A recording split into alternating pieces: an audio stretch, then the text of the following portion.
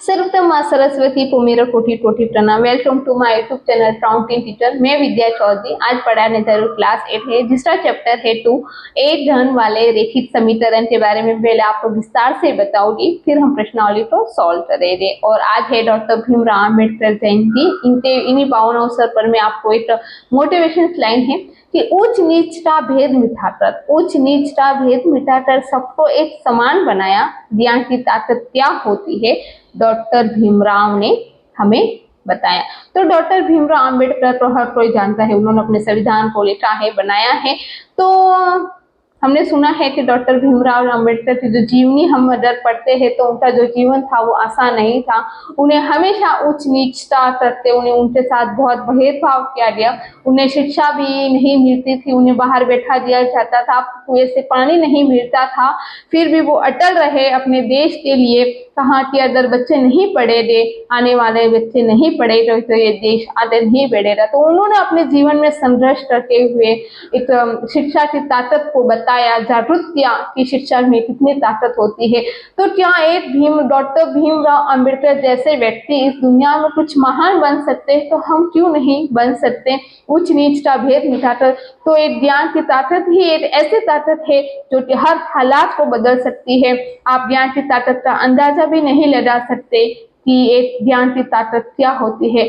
तो आज इस पावन अवसर पर मैं उन्हें कोटि कोटि नमन करती हूँ कि उन्होंने अपने देश के लिए जो संघर्ष किया, जो उनकी जो जीवनी से हमें मिलता है पढ़ने के लिए कि उनका जो जीवन था बड़ा ही संघर्ष था, लेकिन उन्होंने कभी भी हार नहीं मानी।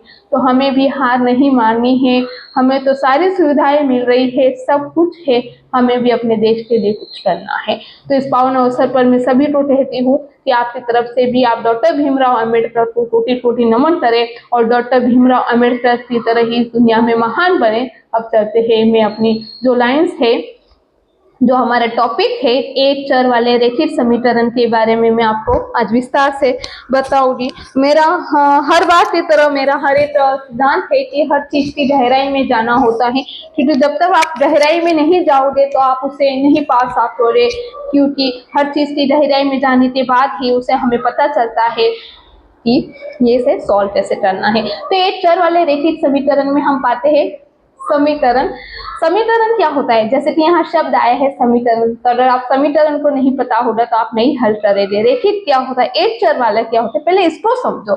एक यह गणितीय कथन है या विधि है जो कुछ चर जिनका मान पता न हो, जैसे एक्स वाई जेड व अचर राशि जिनका मान पता हो का उपयोग करते हुए दो व्यंजनों के बीच समानता को दर्शाता यह एक तराजू की तरह होता है। तो सबसे पहले हम समझते हैं चर व अचर राशि।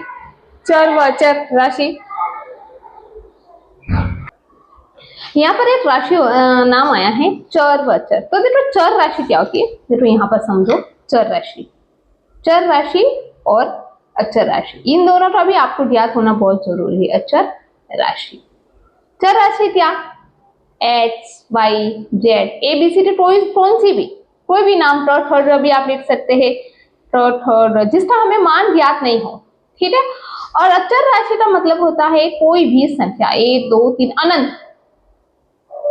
अनंत, ठीक है। शून्य तो नहीं हो रहा, 1 2 3 4 ये सब, ये है अचर राशि, ठीक है। चर राशि और अचर राशि, तो चर राशि और अचर राशि का आपको पता चल गया है ना, इसमें क्या है। तो चर राशि एक्स वाई जेड से दर्शाते हैं और अचर राशि 1 2 3 होते हैं। फिर आगे क्या है कि कोई भी अगर समीकरण बनता है ना तो उनके बीच में समानता, ये वाला चिन्ह होना ही चाहिए। अगर ये नहीं होगा तब तक समीकरण नहीं बनेगा। जब तक ये नहीं होगा बराबर का चिन्ह तो समीकरण नहीं बनेगा। समीकरण का मेन अर्थ होता है दाया पक्ष बाया पक्ष दोनों तरफ बराबर होना चाहिए, और बराबर का चिन्ह ये दर्शाता है कि समीकरण के दोनों पक्षों का मान बराबर है। तो यही है समीकरण। चर व अचर राशियों को मिलकर दो व्यंजन बनाए जाते हैं, जिस तरह की एक व्यंजन बनाए हैं और उन्हें समानता में रखकर ये दर्शाया जाता है कि दोनों पक्षों का मान बराबर है। यहाँ पर ये गणितीय कथन है जो कुछ चर व जैसे एक्स वाई जेड व अचर राशि का उपयोग करके दो व्यंजनों के बीच समानता को दर्शाता है। ये एक तराजू की तरह होता है। मैंने बताया कि तराजू मतलब ये बराबर का चिन्ह, तो इस तरफ जितना होगा मान उसी तरफ यहाँ इस तरफ भी मान, ये होता है समीकरण। समीकरण के मुख्य बिंदु बराबर का चिन्ह होता है, मैंने बताया है। ये एक महत्वपूर्ण हिस्सा है जो दोनों तरफ संतुलन बनाता है।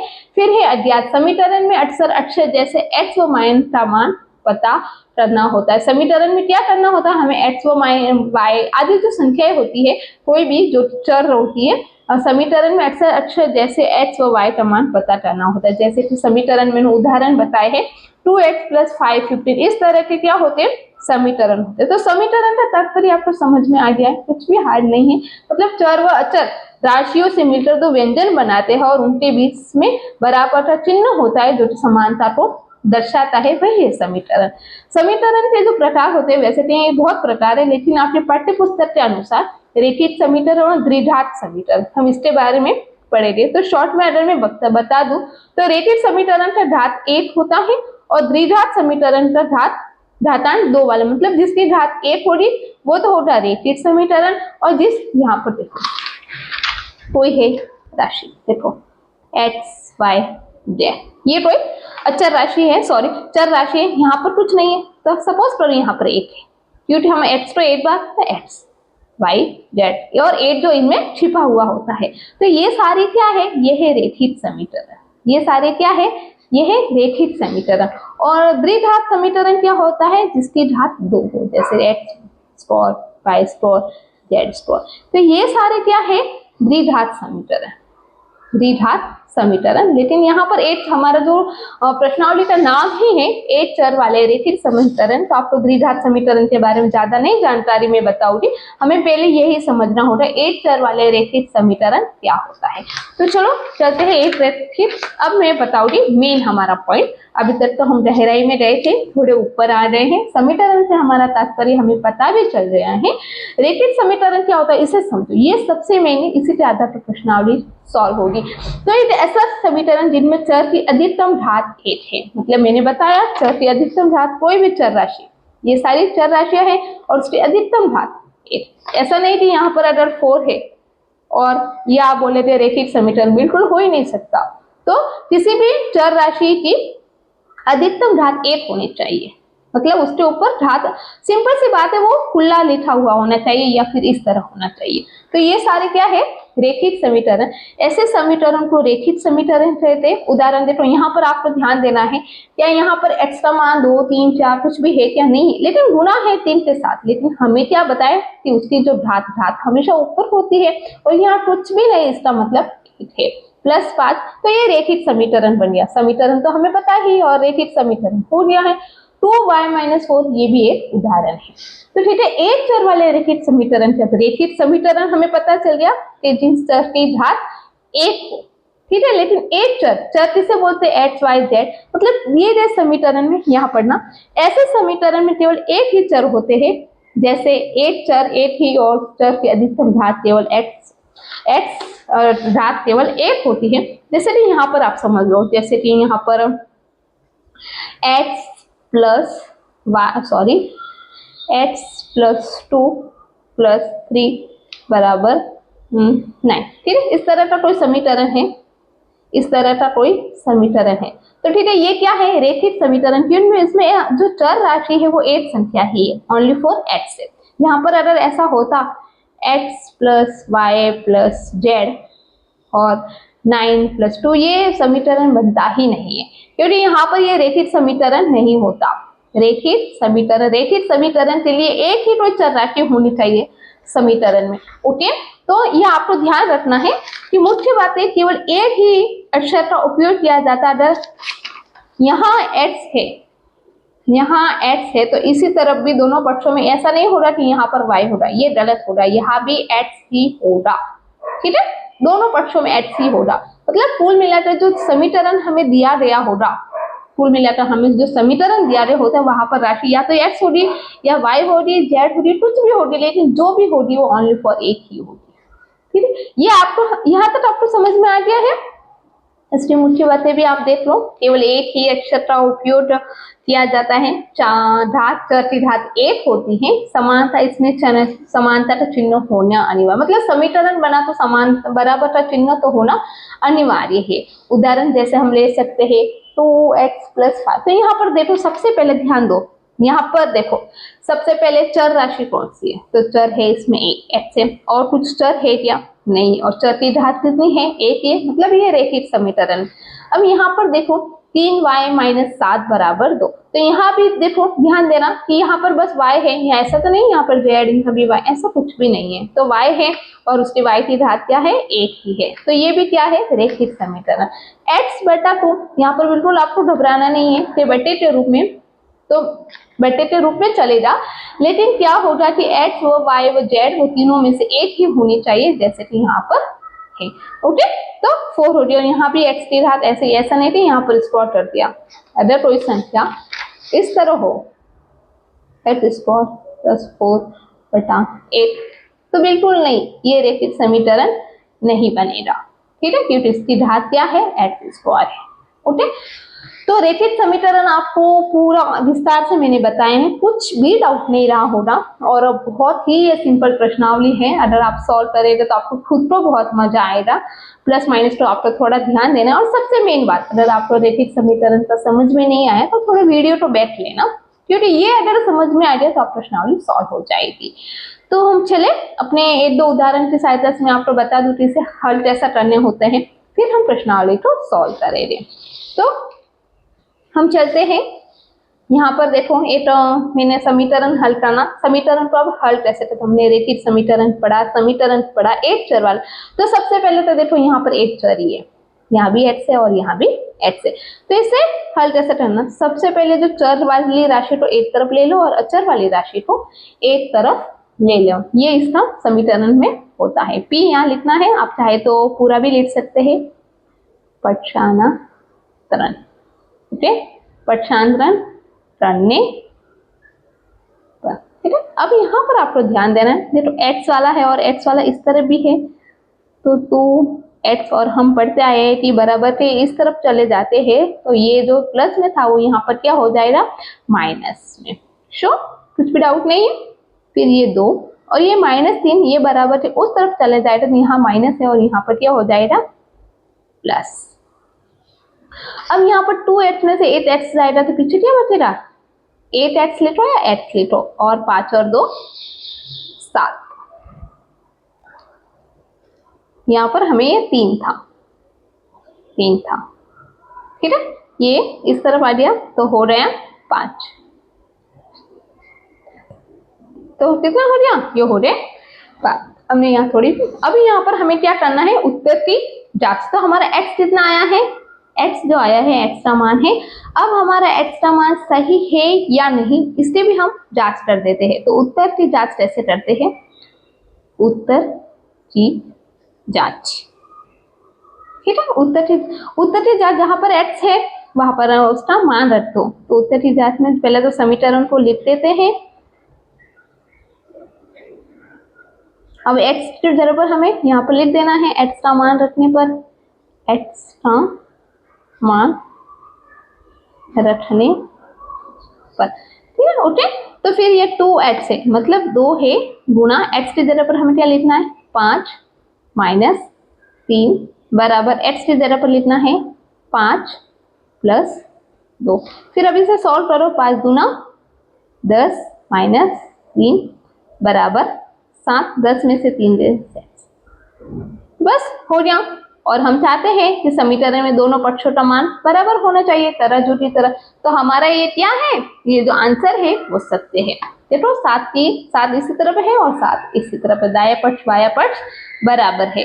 कुछ भी प्रॉब्लम है एक बार मैं देखो आपको वापस समझा दूं, इस तरह समीकरण होगा, उसे वापस लिखना, फिर पक्षांतरण करना, x को x की तरफ लेके जाना, संख्या को संख्या की तरफ लेके जाना, फिर प्लस माइनस को थोड़ा ध्यान देना, बराबर के उस तरफ जाते हैं तो चिन्ह बदल जाते हैं।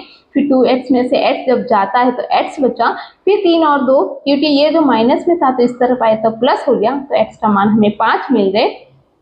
फिर हमने उत्तर की जब जांच की तो x की तरफ हमने 5 रखा, 2 जो था x के साथ में गुना था, तो हमने 5 और 2 को गुना कर दिया, 10 हो गया, -3 का -3 बराबर x की जगह पर 5 रखा, 5 और 2 7, 5 और 2 5 गुना 10 -3, 10 में से 3 गए 7 और ये 7 का 7। कुछ भी प्रॉब्लम हो, मैं बहुत ही पूरी जी जान से आपको पढ़ा रही हूँ, मुझे नहीं लगता कि मैं कहीं कमी रह रही है। फिर भी देखो सब बच्चों का माइंडसेट अलग है, आपको यहाँ यहाँ यहाँ यहाँ कहीं भी अगर समझ में नहीं आता हो तो आप मुझे कमेंट में लिख सकते हैं। मैं एक बार नहीं 1000 बार बताऊंगी कि मेरा तो सपना ही है, मेरा तो सपना ही है कि जब तक बच्चों को समझ में नहीं आएगा तब तक मैं लड़ूंगी, तब तक समझाऊंगी, मैं हार नहीं मानूंगी। जब तक आपको समझ में नहीं आएगा ना तब तक मैं समझाऊंगी और तब तक मैं पढ़ाऊंगी, आपको समझ में आना ही होगा। हाँ, एक बात जरूर है, अगर आप मन से ही हार जाते हैं तो उसका तो किसी के पास भी इलाज नहीं है, बस मन से नहीं हार। अगर आप कह देते मैं मुझे पढ़ना ही है और मुझे पास होना है, मुझे अच्छे नंबर से होना है, मैं दावे के साथ में कह सकती हूँ कि मैं आपके सपने को पूरा करूंगी, मैं अपना जी जान लगा दूंगी आपको समझाने के लिए। फिर भी अगर देखो सब बच्चों का माइंडसेट अलग है, कुछ भी प्रॉब्लम हो तो आप मुझे बता सकते हैं।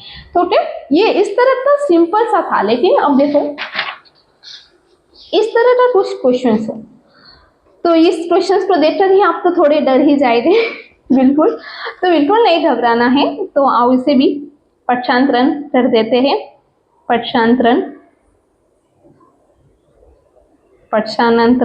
करने पर इस तरह विधि पूर्वक करने से क्या होता है, बहुत ही सुंदर कार्य लगता है, पूरे में से पूरे नंबर आते हैं। तो अब यहाँ पर देखो x वाली राशि है, या इसे फिर पक्षांतरण करने पर हम लिखते पहले चीज से सॉल्व कर देते हैं। यहाँ पर है सिर्फ x प्लस, ताकि आसानी होगी। अगर यहाँ 8 आप उस तरह लेते जाते तो भी चलेगा, कोई बात नहीं, लेकिन यहाँ पर लेस पर लेने में आपको आसानी होगी। यहाँ 8/8 हम लिख सकते हैं, बिल्कुल लिख सकते हैं, x माइनस 3/6। अब देखो 8 और 3 का जो लसअप होता है वो हमारा, हमने क्या देखो 8 और 3 का लसअप यहाँ पर लिखा देते हैं। 8 और 3 का लसअप, 8 के पहाड़े में 8 आता है 8 बार, 3 के पहाड़े में 3 आता है 8 बार, तो 3 तो हमारा जो लसअप आया है यहाँ पर लिख दो आप हर पॉइंट पर मैं लिख रही हूँ, ताकि अगर आप सोते सोते भी देख लेना विधि को तो भी आपके माइंड में फिट हो जाएगी। लसअप लिखने पर हम जब ने लसअप लिखा तो देखो यहाँ पर आया 3। अब यहाँ पर ध्यान देना, 3 को 8 से गुना किया तो 8 ही आएगा, और 8 इस पूरे कोष्टक के साथ में गुना 8, चलो कर ही देती हूँ तो वही संख्या प्राप्त होती है। लेकिन अब 8 के पहाड़े में 3 कितनी बार आता है, 8 के पहाड़े में आता है 3 बार, और 3 को 8 से जब गुना करे तो 8। ओके, और इस तरफ ही रहने देते हैं, इसे कुछ भी नहीं करना। फिर अब इसे सॉल्व करते हैं, कोष्टक की तरफ बाहर है और 8 किसी संख्या के साथ में गुना होता है तो वही संख्या प्राप्त होती है। हम लिख देते हैं 6x प्लस 8 प्लस 3/3 बराबर x माइनस, इसे ध्यान से देखना। ठीक है, अब यहाँ पर 3 और ये 4 हो गए, 6x प्लस 4/3, और यहाँ पर है x माइनस 6। अब हमें क्या करना है, x को इस तरफ लाना है। आप सीधा से कर सकते हैं इस तरह वज्र गुना, तो ऐसा कोई हो, इससे बहुत अलग अलग विधि है इसे सॉल्व करने के लिए। वज्र गुना यहाँ पर लिख दो, वज्र गुना करने, वज्र गुना जब हम करते हैं तो ये 6 इसके साथ में कोष्टक के साथ में गुना हो रहा है, क्योंकि इस तरफ ये देखो भाग में, तो इस तरफ आएगा तो क्या होगा, गुना में हो जाएगा। तिरछा गुना जब हम करते हैं बराबर का बराबर, ये 3 जो इसके साथ में गुना होगा, x माइनस 3, तो 6 तो 6 से गुना किया, 6 6 36, x 6 तो 4 से गुना किया तो 6 4 24 बराबर 3 तो x के साथ में गुना किया तो 3x, और 3 को 3 से गुना किया तो 3 3 9। ओके, अब यहाँ पर हमें इस x को इस तरफ ला दो, p पक्षांतरण कर दो, 36x माइनस 3x बराबर, ये माइनस 9 था ये उस तरफ चला गया था माइनस 24, और यहाँ पर आया 33x बराबर 9 और 24 को जब हमने काउंट किया तो यहाँ आया 33। क्यों माइनस माइनस प्लस होता है, बड़ी संख्या के सामने माइनस है तो ये रहा माइनस। फिर यहाँ पर एक्स्ट्रा x माइनस 33/33, 33 से 33 कट गए एक बार, तो एक्स्ट्रा मान कितना आया, एक्स्ट्रा मान आया है -8। ये हमारा है समीकरण हल हो गया, आंसर। ठीक है। तो देख सकते हैं किस तरह मैंने विधि पूर्वक यहाँ बैक पे जा सकते हैं, आप देख सकते हैं। कुछ भी अगर प्रॉब्लम हो रही है संख्या चाहते हैं तो आप मुझे कमेंट कर सकते हैं। आज का वीडियो पसंद आया हो लाइक करें, शेयर करें, सब्सक्राइब करें। मिलते हैं अगले वीडियो में, तब तक Vande Mataram, Vande Mataram. Okay, thank you.